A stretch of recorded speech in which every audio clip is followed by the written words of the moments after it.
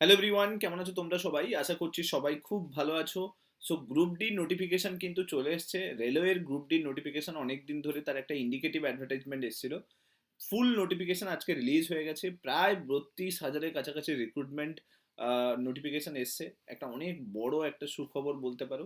So ডিটেলসে পুরো রেলের গ্রুপ ডি নোটিফিকেশন, কোন জোনে সব থেকে বেশি ভ্যাকেন্সি দিয়েছে, এলিজিবিলিটি ক্রাইটেরিয়া কি, এক্সামের যে কোয়ালিফিকেশন সেটা কি রয়েছে, এবং মেডিকেল স্ট্যান্ডার্ড কি ফলো করতে হয়, সমস্ত কিছু তথ্য এই ভিডিওটার মধ্যে থাকবে। ভিডিওটা ভালো লাগলে লাইক করে দিও, চ্যানেলটাতে নতুন হয়ে থাকলে সাবস্ক্রাইব করে নেবে, আর মাস্ট চ্যানেলটার সঙ্গে জুড়ে থাকতে ভুলবে না।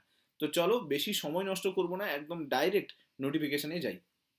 দেখো, রেলের যে নোটিফিকেশনটা এসছে, এই নোটিফিকেশনে যেটা বলা হয়েছে, আমি একটু দেখাই তোমাদেরকে।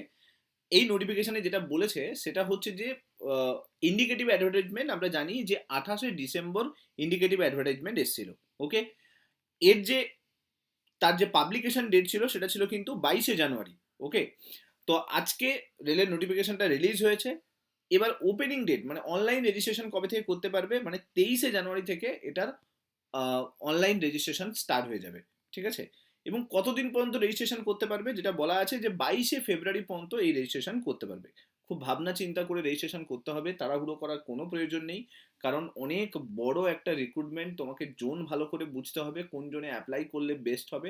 এই সমস্ত কিছু ভিডিও আমি পরবর্তীকালে প্রোভাইড করব, সেই বেসিসে দিও। বাট এখনকার মতো করে দেখে নাও যে 23শে জানুয়ারি এটা রেজিস্ট্রেশন স্টার্ট হচ্ছে, আর 22শে ফেব্রুয়ারি এর রেজিস্ট্রেশন কিন্তু কমপ্লিট হয়ে যাবে। এর মধ্যেই ফর্ম ফিল আপটা করতে হবে। ফি পেমেন্ট করতে পারবে কতদিন পর্যন্ত, 23শে ফেব্রুয়ারি থেকে 24শে ফেব্রুয়ারি পর্যন্ত।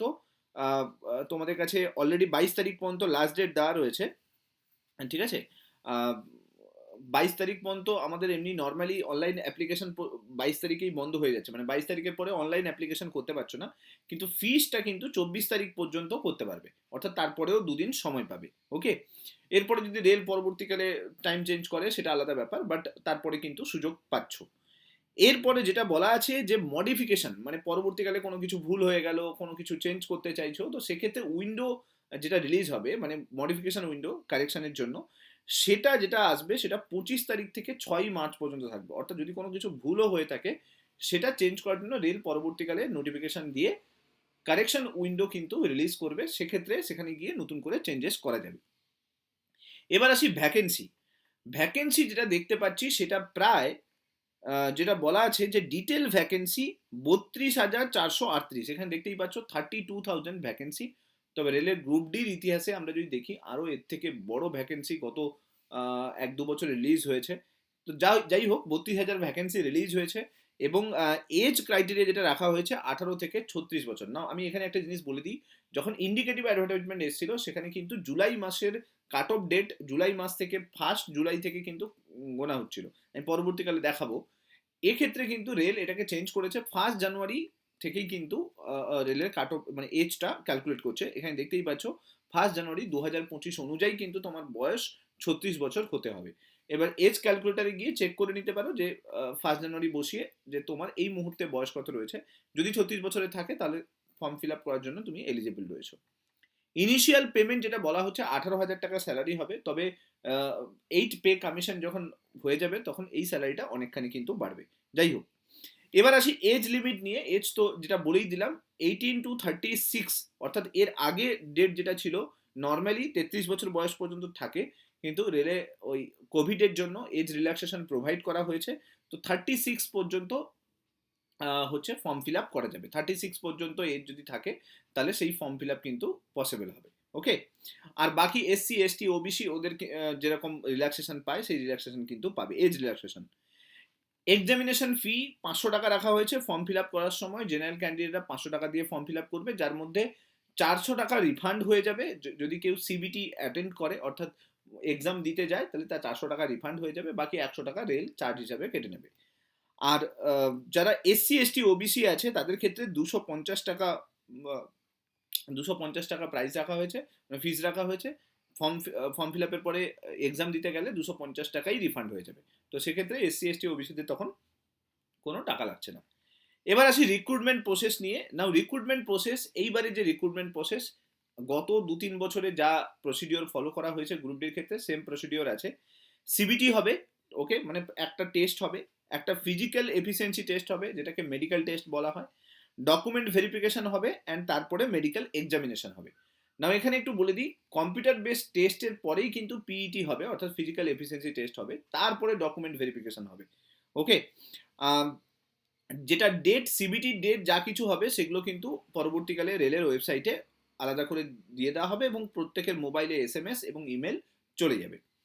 এবার আসি যে এক্সাম প্রসিডিওরে কীরকম এক্সামের টাইপস রয়েছে। 90 মিনিটসের এক্সাম রয়েছে, জেনারেল সায়েন্স তার মধ্যে 25 নাম্বারের রয়েছে, ম্যাথমেটিক্স 25 নাম্বারের রয়েছে, 30 নাম্বারের জিআই রয়েছে, মানে রিজনিং 30 নাম্বারের রয়েছে, এবং জিকে এবং কারেন্ট অ্যাফেয়ার্স সেটা কিন্তু 20 নাম্বারের রয়েছে। তো টোটাল আমরা যদি দেখি 100 নাম্বারের কিন্তু এক্সাম হবে, অর্থাৎ 100 নাম্বারের এক্সাম হবে, যার মধ্যে জেনারেল সায়েন্স 25, ম্যাথ 25, জিআই 30 এবং কারেন্ট অ্যাফেয়ার্স 20। তো এই করে টোটাল 100 নাম্বারের এক্সাম হবে, 90 মিনিট টাইম থাকবে, এর মধ্যে এক্সাম দিতে হবে। এবার সিলেবাস দেখি, গত 2-3 বছরেও রেলের সিলেবাস সেম ছিল, কোনো বদলায়নি, তবে টিসিএস প্যাটার্ন হওয়ার পরে একটু চেঞ্জেস এসে তোমরা জানো। ম্যাথমেটিক্সের সিলেবাস এখানে দেওয়াই রয়েছে, জেনারেল ইন্টেলিজেন্সের সিলেবাস এবারে জিআইটা কিন্তু একটু ভালো করে তৈরি করতে হবে, কারণ এটা 30 নাম্বার আছে, এবং জিকে আর সায়েন্স এই পার্টটাকে কিন্তু গ্রুপ ডির জন্য বেশি করে ফোকাস করতে হবে। এরপরে জেনারেল সায়েন্সে বলাই আছে যে physics, chemistry, life science 10 standard follow করা হবে। আর জেনারেল অ্যাওয়ারনেস এবং কারেন্ট অ্যাফেয়ার্সের ক্ষেত্রে এখানে বলা আছে science and technology, sports, culture, personality, economics, politics, এই সাবজেক্টগুলোকে ভালো করে দেখতে হবে। হলো, এটা বোঝাতে পারলাম। এরপরে আসি এক্সাম কমপ্লিট হয়ে যাওয়ার পরে, সিবিটি হয়ে যাওয়ার পরে পিইটির জন্য ডাকা হবে, অর্থাৎ ফিজিক্যাল এফিসিয়েন্সি টেস্টের জন্য ডাকা হবে। এবার আমরা জানি যে 32,000 জন অলরেডি সিলেক্টেড হবে। তো এখানে বলা আছে যে ফিজিক্যাল এফিসিয়েন্সি টেস্টের জন্য যত ভ্যাকেন্সি আছে তার 3 টাইমস ভ্যাকেন্সিকে ডাকা হবে ফিজিক্যাল এফিসিয়েন্সি টেস্টের জন্য। তার মানে হিসেব অনুযায়ী আমরা যদি দেখি, প্রায় বলা যেতে পারে যে 96,000 থেকে 97,000 স্টুডেন্টকে ফিজিক্যাল এফিসিয়েন্সি টেস্টের জন্য ডাকা হবে। ফিজিক্যাল এফিসিয়েন্সি টেস্টে মেল ক্যান্ডিডেটরা কি করবে, মেল ক্যান্ডিডেটরা 35 কেজির একটা বস্তা নিয়ে, মানে বালির বস্তা নিয়ে, যেখানে ওয়েট থাকবে 35 কেজি, সেটা নিয়ে 100 মিটার যেতে হবে 2 মিনিটের মধ্যে। ঠিক আছে, এটা হচ্ছে ফিজিক্যাল এফিসিয়েন্সি টেস্টে মেলের। অথবা এটা হতে পারে, এবং এইটা তো করতেই হবে, তার সঙ্গে সঙ্গে 1 কিলোমিটার রান করতে হবে 4 মিনিট 15 সেকেন্ডে, একবারেই দৌড়তে হবে, এটা মেল ক্যান্ডিডেটদের ক্ষেত্রে। ফিমেল ক্যান্ডিডেটদের ক্ষেত্রে 20 কেজির বালির বস্তা থাকবে, এবং তার সঙ্গে সঙ্গে 100 মিটার দৌড়তে হবে 2 মিনিটের মধ্যে, এবং বলা আছে যে 1 কিলোমিটার 5 মিনিট 40 সেকেন্ডে 1 কিলোমিটার দৌড়ে দেখাতে হবে। তো এটা হচ্ছে ফিজিক্যাল এফিসিয়েন্সি টেস্ট। এবার সব থেকে বড় প্রশ্ন আছে, যেটা কোন জোনে কতগুলো ভ্যাকেন্সি এসছে। কলকাতার জন্য এবারের ভ্যাকেন্সি একটু অবাক করার মতো, আমি দেখাবো। তবে যেটা সব থেকে ভ্যাকেন্সি বেশি দেখতে পাচ্ছি সেটা হচ্ছে নর্দার্ন রেলওয়ে, নিউ দিল্লিতে সব থেকে বেশি ভ্যাকেন্সি, এরপরে মুম্বাইতে বেশি ভ্যাকেন্সি দেখতে পাচ্ছি, দেন তারপরে চেন্নাইতে দেখতে পাচ্ছি, দেন গুয়াহাটি দেখতে পাচ্ছ 2000-এর কাছাকাছি ভ্যাকেন্সি আছে, প্রয়াগরাজ 2020টা ভ্যাকেন্সি, কলকাতা ইস্টার্ন রেলওয়ে কলকাতাতে 1817টা ভ্যাকেন্সি, এবং সাউথ সেন্ট্রাল রেলওয়েতে 1642টা ভ্যাকেন্সি। ঠিক একইভাবে এই দিকে যদি দেখি, জব্বলপুরে 1614টা vacancy, north western railway Jaipur 1433টা ভ্যাকেন্সি, নর্থ ইস্টার্ন রেলওয়ে 1370টা ভ্যাকেন্সি, সাউথ ইস্টার্ন রেলওয়ে 1337টা ভ্যাকেন্সি, এইভাবে কিন্তু ভ্যাকেন্সি দেওয়া রয়েছে। কলকাতাতে জেনে রাখো সাউথ ইস্টার্ন রেলওয়ে এবং মনে রেখে দাও ইস্টার্ন রেলওয়ে, এই দুটো রেলওয়ে মিলে কিন্তু টোটাল প্রায় যদি দেখি প্রায় 2,800 সামথিং কিন্তু ভ্যাকেন্সি আছে। ঠিক আছে, এবং যে ভ্যাকেন্সিটা এসছে টোটাল 32,438 ভ্যাকেন্সি। এই ভ্যাকেন্সির মধ্যে কলকাতার ভ্যাকেন্সিটা আমি বলে দিলাম। এবার কোন জোনে অ্যাপ্লাই করবে তার জন্য একটু টাইম নাও, আমি পরবর্তীকালে ভিডিও দেবো, সেখানে বলে দেবো কোন জোনটা বেস্ট হবে। বাট এখনকার মতো করে এটা হচ্ছে টোটাল ভ্যাকেন্সি লিস্ট, যাতে সব থেকে বেশি ভ্যাকেন্সি কোনটা আছে সেটা বলে দিলাম, আর সব থেকে কম ভ্যাকেন্সি। তো ভ্যাকেন্সির দিক দিয়ে একটা বড় প্রবলেম হয় কি, যে ঘরের পাশে থাকলে হয়তো ভালো হবে, বা অনেকের মাথায় আসতে থাকে যে কোনো একটা চাকরি পেয়ে গেলে হয়ে যাবে। তো কোন ক্রাইটেরিয়াটাকে ফলো করবে ভ্যাকেন্সি চুজ করার ক্ষেত্রে, সেটা আমি পরবর্তীকালে ভিডিও নিয়ে আসবো। তো এই গেল ভ্যাকেন্সি লিস্ট, এটা ভ্যাকেন্সি বলে দিলাম। এলিজিবিলিটি ক্রাইটেরিয়া ক্লিয়ার করে দিয়েছি, এজ ক্রাইটেরিয়া ক্লিয়ার করে দিয়েছি, এবং তার সঙ্গে সঙ্গে আমি তোমাদেরকে এটাও ক্লিয়ার করে দিয়েছি যে ফিজিক্যাল স্ট্যান্ডার্ড কি ফলো করতে হবে, অর্থাৎ এ রয়েছে কি।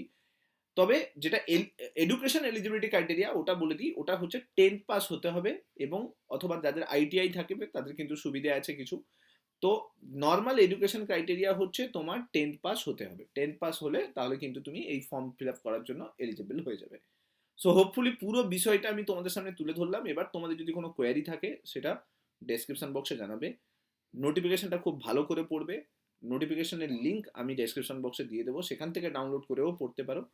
সো আশা করছি ভিডিওটার মধ্যে সমস্ত ইনফরমেশন দিলাম। ভিডিওটা ভালো লাগলে লাইক করে দিও, চ্যানেলটাতে নতুন হয়ে থাকলে সাবস্ক্রাইব করে নিও।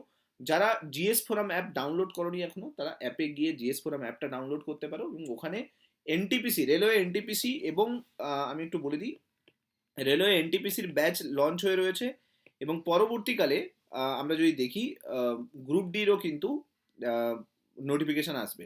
সো গ্রুপ ডির নোটিফিকেশান মানে গ্রুপ ডির যে ক্লাস সেটাও কিন্তু আসবে। সো মাস্ট অ্যাপটা কিন্তু ডাউনলোড করো, আর চ্যানেলটাতে নতুন হয়ে থাকলে সাবস্ক্রাইব করে নিও। থ্যাংক ইউ, নেক্সট ক্লাসে তোমার সঙ্গে দেখা হচ্ছে আবার। দেন বাই বাই।